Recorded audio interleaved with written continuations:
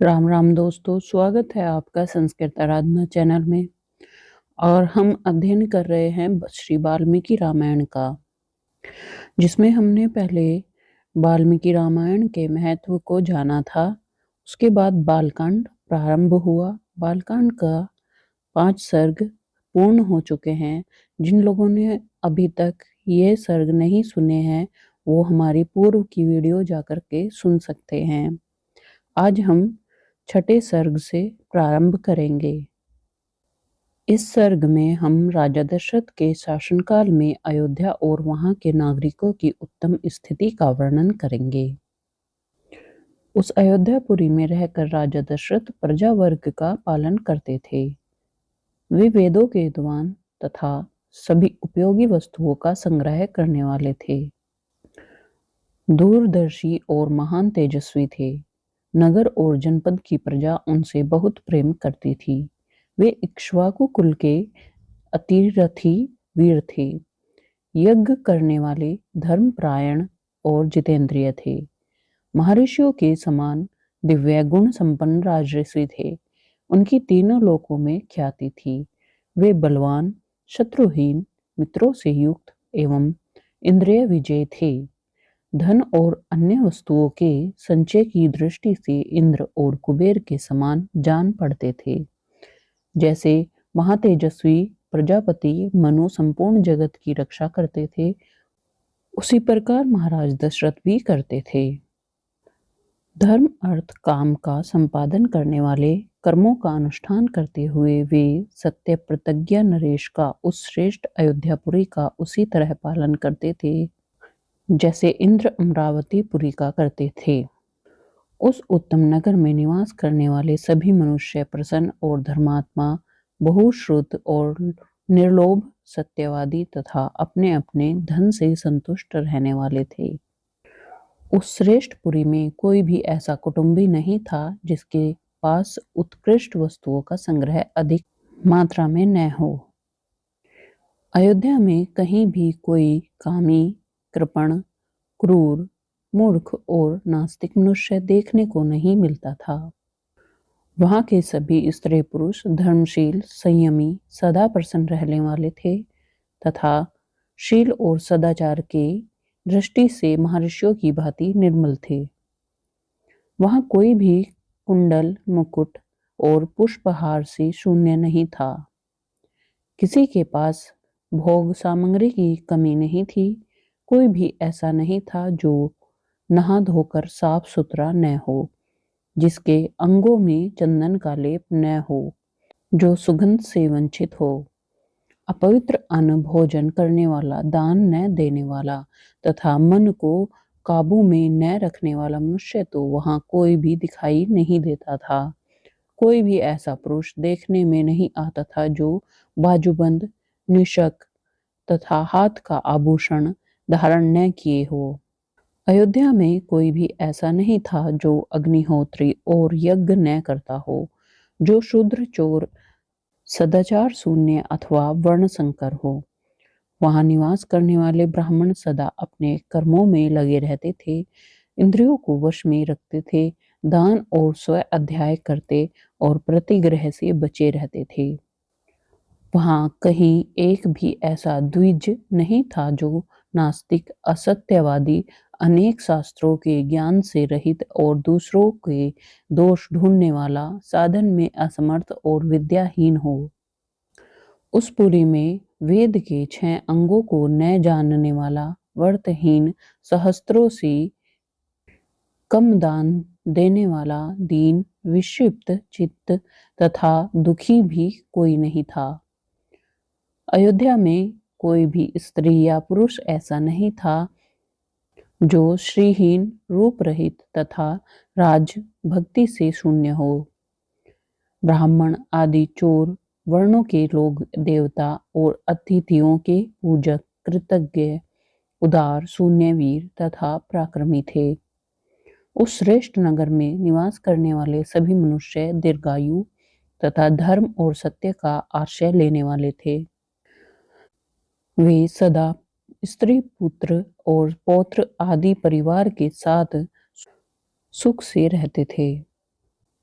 क्षत्रिय ब्राह्मणों का मुंह जो होते थे वे शेष क्षत्रियों की आज्ञा का पालन करते थे और शूद्र अपने कर्तव्य का पालन करते हुए उपयुक्त तीनों वर्णों की सेवा में संलग्न रहते थे।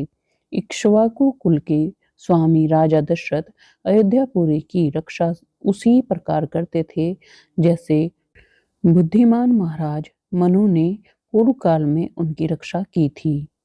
शौर्य की अधिकता के कारण अग्नि के समान दुर्धर्ष कुटिलता से रहित अपमान को सहन करने में असमर्थ तथा अस्त्र शस्त्रों के ज्ञाता योद्धाओं के समुदाय से वह पूरी उसी तरह भरी पूरी रहती थी जैसे पर्वतों की गुफा सिंहों के समूह से परिपूर्ण रहती हो।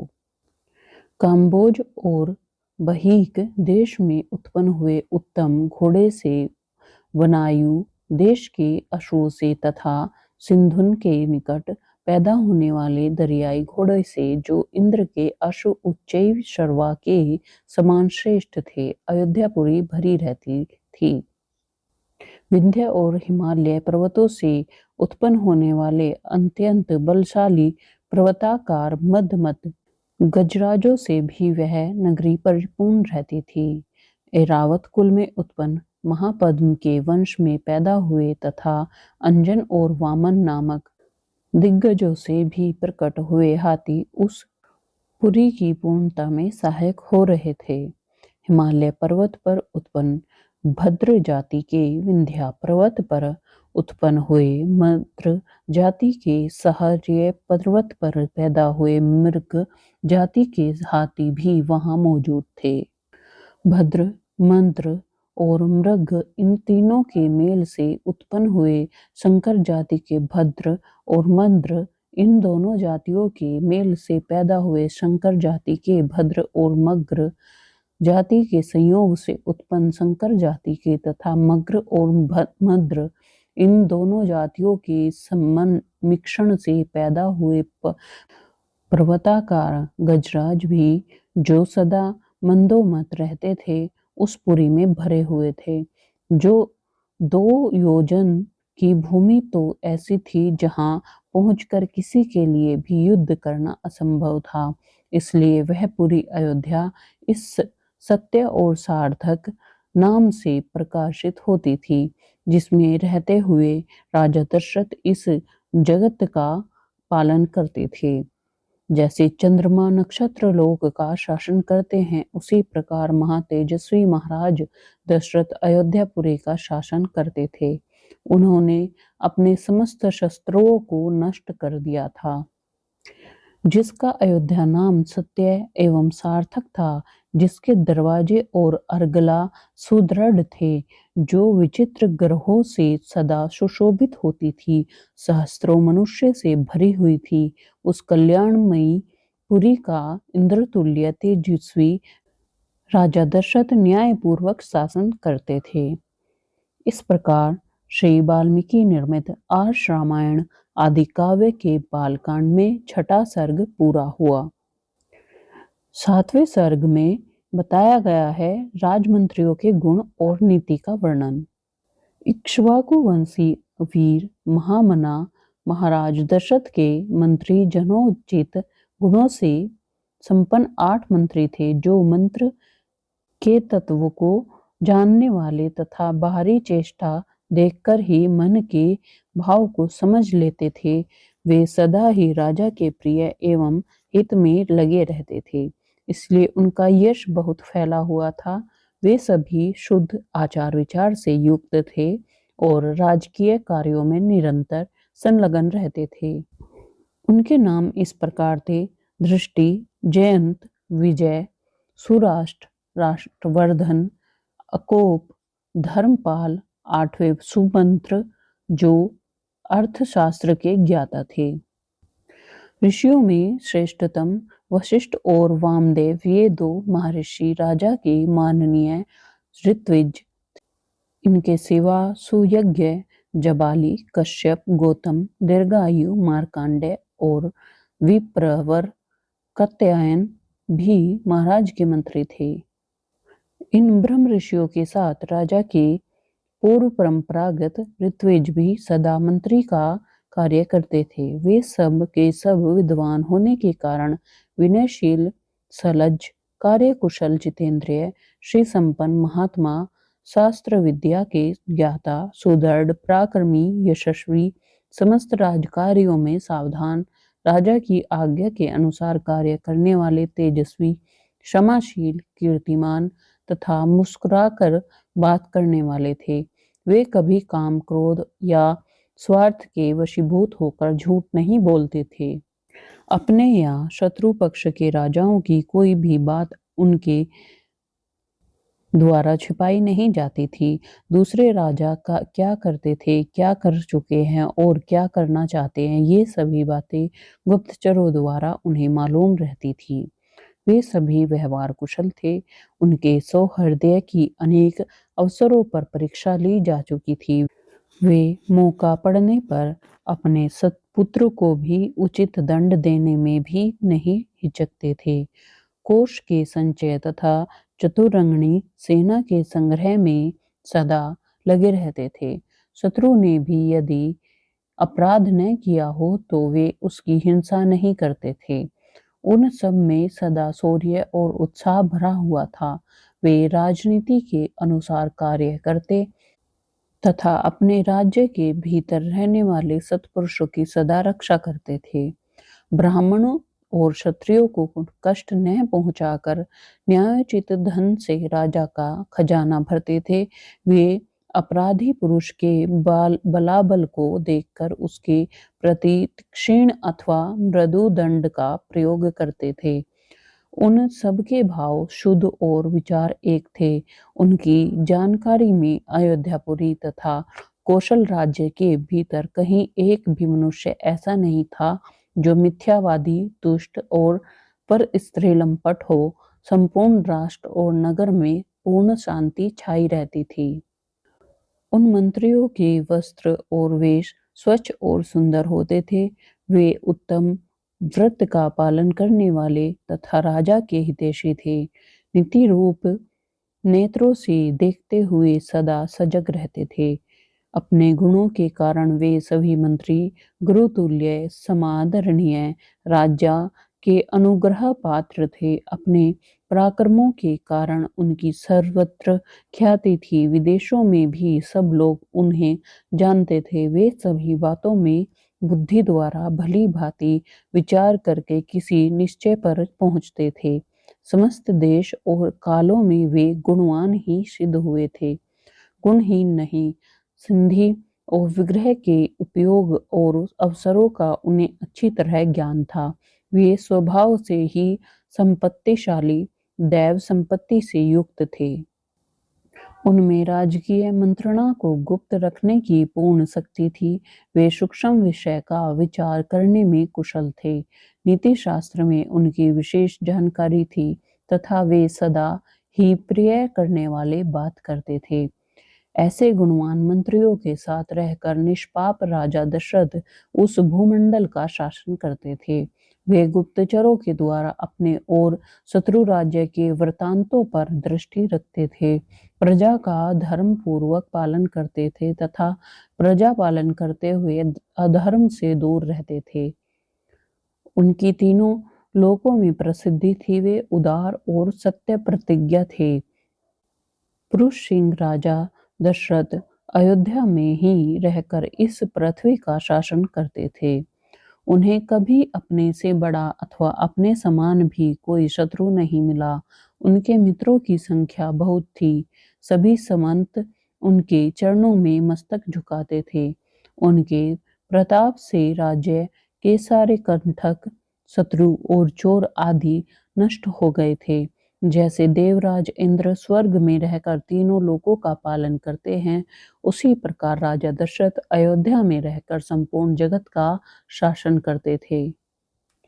उनके मंत्री मंत्रणा को गुप्त रखने वाला तथा राज्य के हित साधन में संलग्न रहते थे। वे राजा के प्रति अनुरुक्त, कार्य कुशल तथा शक्तिशाली थे। जैसे सूर्य अपनी तेजमयी किरणों के साथ उदय होकर प्रकाशित होते हैं, उसी प्रकार राजा दशरथ उन तेजस्वी मंत्रियों से घिरे रहकर बड़ी शोभा पाते थे।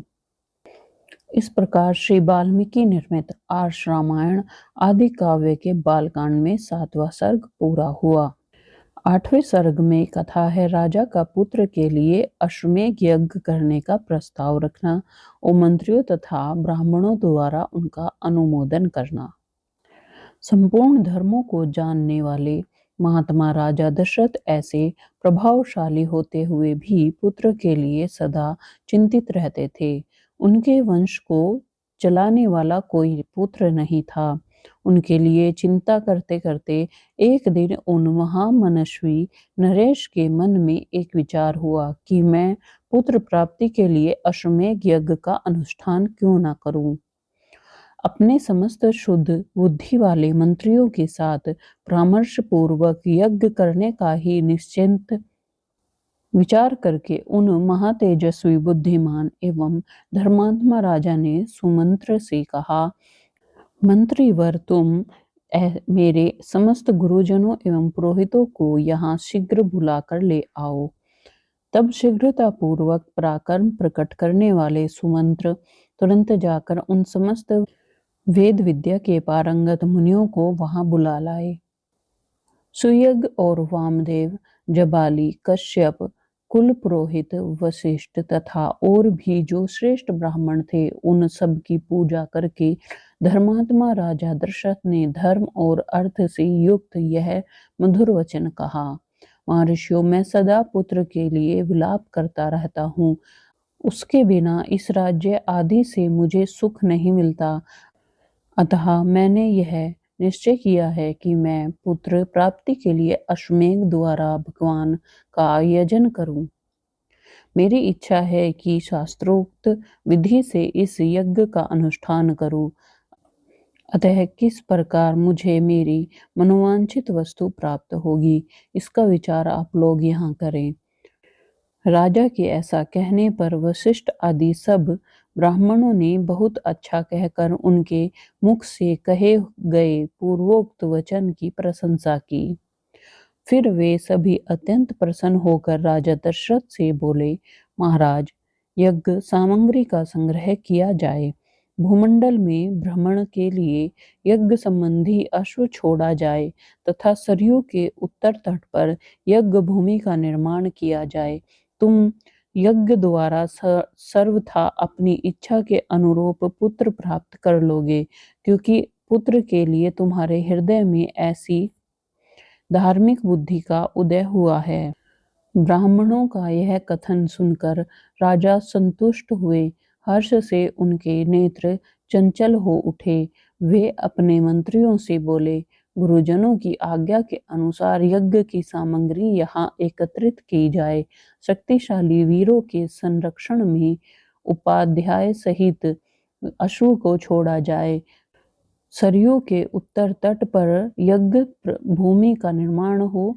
शास्त्रों विधि के अनुसार क्रमशः शांति कर्म का विस्तार किया जाए, जिससे विघ्नों का निवारण हो। यदि इस श्रेष्ठ यज्ञ में कष्टप्रद अपराध बन जाने का भय न हो तो सभी राजा इसका संपादन कर सकते हैं, परंतु ऐसा होना कठिन है, क्योंकि विद्वान ब्रह्म राक्षस यज्ञ में विघ्न डालने के लिए छिद्र ढूंढा करते हैं।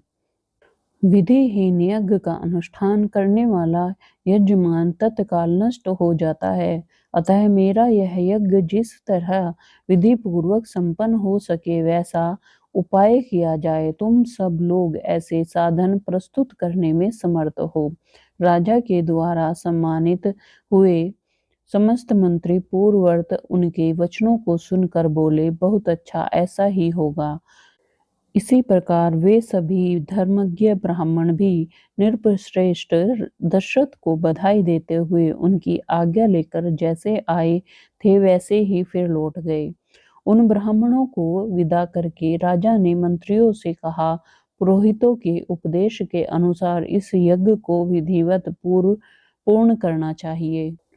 वहां उपस्थित हुए मंत्रियों से ऐसा कहकर परम बुद्धिमान नृपश्रेष्ठ राजा दशरथ उन्हें विदा करके अपने महल में चले गए। वहां जाकर नरेश ने अपनी प्यारी पत्नियों से कहा, देवियों दीक्षा ग्रहण करो, मैं पुत्र के लिए यज्ञ करूंगा। उस मनोहर वचन से उन सुंदर कांति वाली रानियों के मुख कमल वसंत ऋतु में विकसित होने वाले पंकजों के समान खिल उठे, अत्यंत शोभा पाने लगे। इस प्रकार श्री वाल्मीकि निर्मित आर्ष रामायण आदि काव्य के बालकांड में 8वां सर्ग भी पूरा हो गया।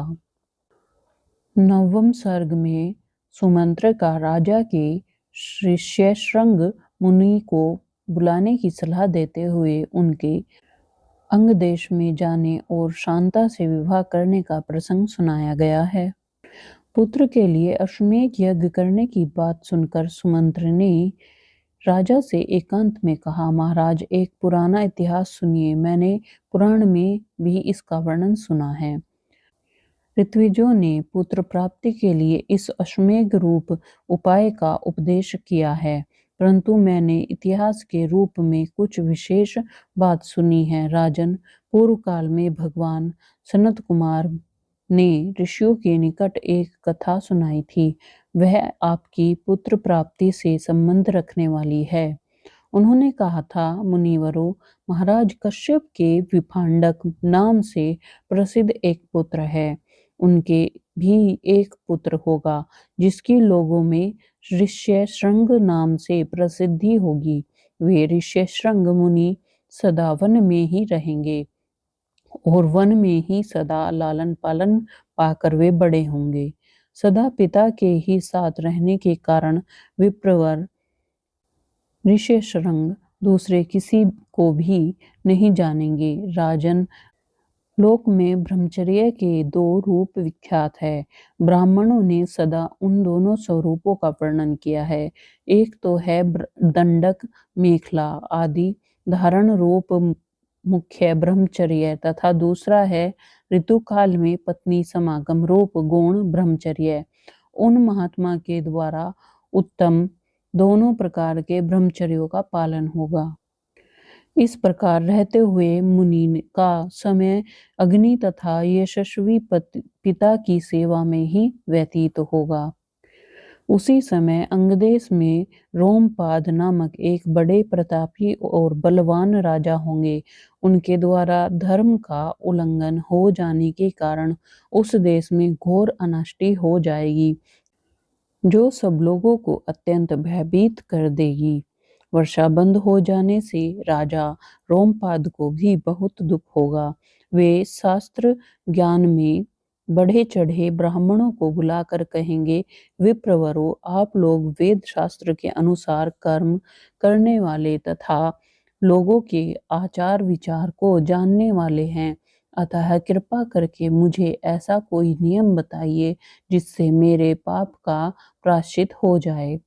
राजा के ऐसा कहने पर वे वेदों के पारंगत विद्वान सभी श्रेष्ठ ब्राह्मण उन्हें इस प्रकार सलाह देंगे। राजन, विभांडक के पुत्र ऋष्यशृंग वेदों के पारगामी विद्वान हैं। भूपाल, आप भी उपायों से उन्हें यहाँ ले आइए। बुलाकर उनका भली भांति सत्कार कीजिए, फिर एकाग्रचित हो वैदिक विधि के अनुसार उनके साथ अपनी कन्या शांता का विवाह कर दीजिए। उनकी बात सुनकर राजा एक चिंता में पड़ गए कि किस उपाय से उन शक्तिशाली महर्षि को यहाँ लाया जा सकता है। फिर वे मनस्वी नरेश मंत्रियों के साथ निश्चय करके अपने पुरोहित और मंत्रियों को सत्कार पूर्वक वहां भेजेंगे। राजा की बात सुनकर वे मंत्री और पुरोहित मुंह लटका कर दुखी हो यूं कहने लगे कि हम महर्षि से डरते हैं, इसलिए वहां नहीं जाएंगे। यूं कहकर वे राजा से बड़ी अनुनय विनय करने लगे। इसके बाद सोच विचार कर वे राजा को योग्य उपाय बताएंगे और कहेंगे कि हम उन ब्राह्मण कुमार को किसी उपाय से यहाँ ले आएंगे। ऐसा करने से कोई दोष नहीं घटित होगा। इस प्रकार वेश्याओं की सहायता से अंगराज मुनि कुमार ऋष्यशृंग को अपने यहाँ बुलाएंगे। उनके आते ही इंद्रदेव उस राज्य में वर्षा करेंगे, फिर राजा उन्हें अपनी पुत्री शांता समर्पित कर देंगे। इस तरह ऋष्यशृंग आपके जमाता हुए, वे ही आपके लिए पुत्रों की सुलभ करने वाली यज्ञ कर्म का संपादन करेंगे। यह सनत कुमार जी की कही हुई बात मैंने आपसे निवेदन की है। यह सुनकर राजा दशरथ को बड़ी प्रसन्नता हुई।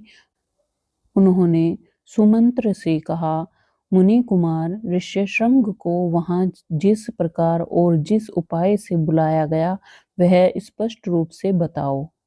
इस प्रकार श्री वाल्मीकि निर्मित आर्ष रामायण आदि काव्य के बालकांड में 9वां सर्ग भी पूरा हो गया है। अब 10वें सर्ग में अंगदेश में ऋष्यशृंग के आने तथा शांता के साथ विवाह होने के प्रसंग का कुछ विस्तार के साथ वर्णन किया गया है। राजा की आज्ञा पाकर उस समय सुमंत्र ने इस प्रकार कहा, राजन, रोमपाद के मंत्रियों ने ऋष्यशृंग को वहां जिस प्रकार और जिस उपाय से बुलाया था वह सब मैं आपको बताता हूँ। आप मंत्रियों सहित मेरी बात सुनिए। उस समय अमात्यों सहित पुरोहित ने राजा रोमपाद से कहा, महाराज, हम लोगों ने एक उपाय सोचा है जिसे काम में लाने से किसी भी विघ्न बाधा के आने की संभावना नहीं है। ऋष्यशृंग मुनि सदा वन में ही रहकर तपस्या और स्वाध्याय में लगे रहते हैं। वे स्त्रियों को पहचानते तक नहीं हैं और विषयों के सुख से भी सर्वथा अनभिज्ञ हैं। हम मनुष्यों के चित्त को मथ डालने वाले मनोवांछित विषयों का प्रलोभन देकर उन्हें अपने नगर में ले आएंगे। अतः इसके लिए शीघ्र प्रयत्न किया जाए। यदि सुंदर आभूषणों से सुशोभित मनोहर रूप वाली वेश्याएं वहां जाएं तो वे भांति भांति के उपायों से उन्हें लुभाकर इस नगर में ले आएंगी। अतः उन्हें सत्कार पूर्वक भेजना चाहिए। यह सुनकर राजा ने पुरोहित को उत्तर दिया, बहुत अच्छा, आप लोग ऐसा ही करें। आज्ञा पाकर पुरोहित और मंत्रियों ने उस समय वैसी ही व्यवस्था की।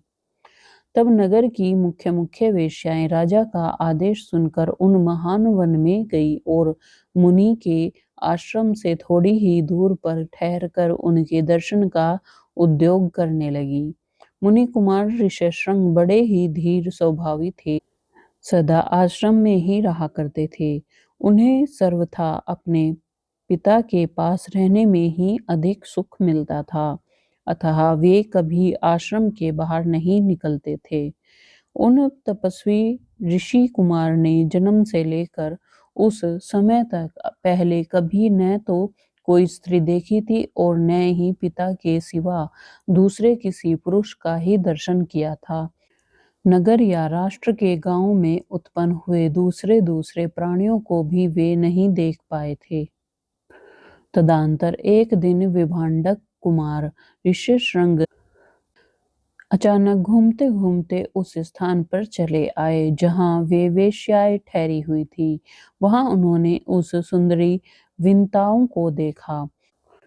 उन प्रमदाओं का वेश बड़ा ही सुंदर और अद्भुत था। वे मीठे स्वर में गा रही थी। ऋषि कुमार को आया देख सभी उनके पास चली आई और इस प्रकार पूछने लगी, ब्राह्मण, आप कौन हैं, क्या करते हैं तथा इस निर्जन वन में आश्रम से इतनी दूर आकर अकेले क्या विचर रहे हैं, यह हमें बताइए। हम लोग इस बात को जानना चाहती है। ऋष्यशृंग ने वन में कभी स्त्रियों का रूप नहीं देखा था और वे स्त्रियों तो अत्यंत कामनीय रूप से सुशोभित थी, अतः उन्हें देखकर उनके मन में स्नेह उत्पन्न हो गया। इसलिए उन्होंने उनसे अपने पिता का परिचय देने का विचार किया। वे बोले, मेरे पिता का नाम विभांडक मुनि है, मैं उनका औरस पुत्र हूँ। मेरा ऋष्यशृंग नाम और तपस्या आदि कर्म इस भूमंडल में प्रसिद्ध है। यहाँ पास में ही मेरा आश्रम है। आप लोग देखने में परम सुंदर हैं। आप मेरे आश्रम पर चलें, वहाँ मैं आप सब लोगों की विधि पूर्वक पूजा करूँगा। ऋषि कुमार की यह बात सुनकर सब उनसे सहमत हो गई। फिर वे सब सुंदरी स्त्रियां उनका आश्रम देखने के लिए चली गई। वहां जाने पर ऋषि कुमार ने यह अर्घ्य है, यह पाद्य है तथा यह भोजन के लिए फल फूल प्रस्तुत हैं, ऐसा कहते हुए उन सब का विधि पूर्वक पूजन किया। ऋषि की पूजा स्वीकार करके वे सभी वहां से चली जाने की उत्सुक हुई।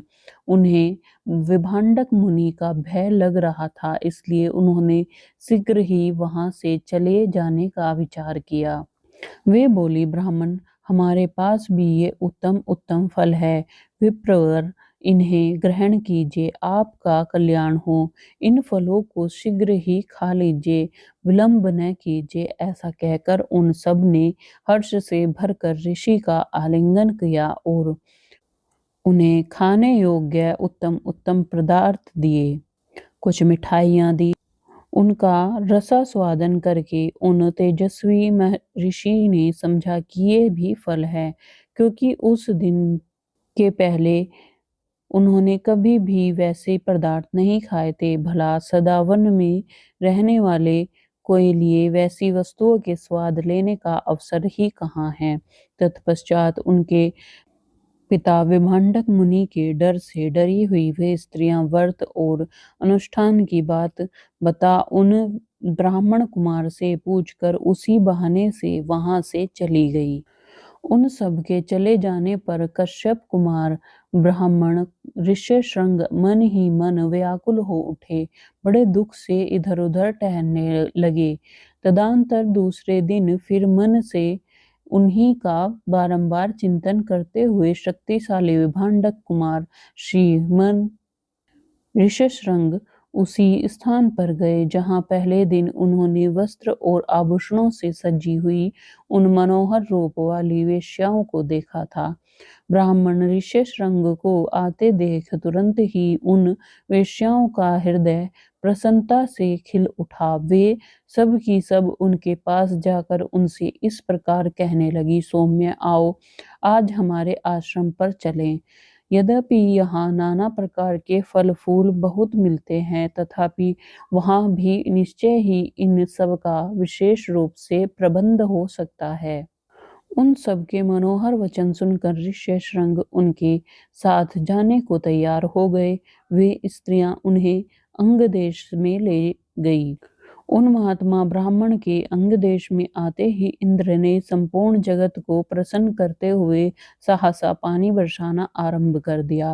वर्षा से ही राजा को अनुमान हो गया कि वे तपस्वी ब्राह्मण कुमार आ गए हैं। फिर बड़ी विनय के साथ राजा ने उनकी आगवानी की और पृथ्वी पर मस्तक टेककर उन्हें साष्टांग प्रणाम किया। फिर एकाग्रचित होकर उन्होंने ऋषि को अर्घ निवेदन किया था। उन विप्र शिरोमणि से वरदान मांगा, भगवान आप और आपके पिताजी का कृपा प्रसाद मुझे प्राप्त हो। ऐसा उन्होंने इसलिए किया कि कहीं कपट पूर्वक यहाँ तक लाए जाने का रहस्य जान लेने पर वर ऋष्यशृंग अथवा विभांडक मुनि के मन में मेरा प्रति क्रोध न हो। तत्पश्चात ऋष्यशृंग को अंतःपुरी में ले जाकर उन्होंने शांति चित्त से अपनी कन्या शांता का उनके साथ विधि पूर्वक विवाह कर दिया। ऐसा करके राजा को बड़ी प्रसन्नता हुई।